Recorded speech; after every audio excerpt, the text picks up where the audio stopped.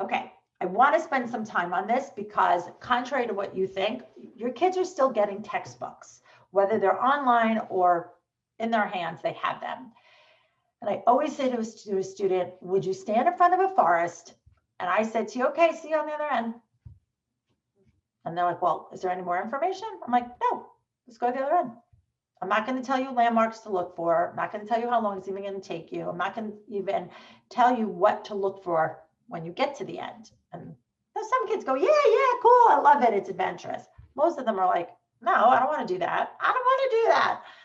Then why are you doing it? Why are you reading your textbook without checking out the questions at the end? The questions at the end provide your student with a roadmap to begin.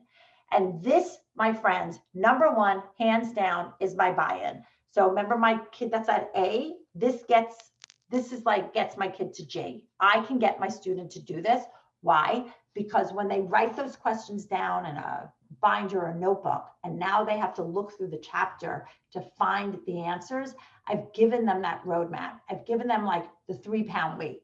I'm not expecting them to go to 5 yet. They're not there, but this is uber helpful. And then I tell them that it is saving them time because this, in essence, has helped them develop a study guide. So I'm sorry, this makes me look like I am a freaking rock star when I come up with them doing something like this, because it really, really provides that roadmap. And then there's questions sometimes in the chapter, things that are bold and italicized and all that great stuff. But this is, I want you to think this is my biggest buy-in and this is my roadmap for your student. Because now all of a sudden they're like, okay, now I know what I have to find. It gives them an activity. It gives them a path to follow.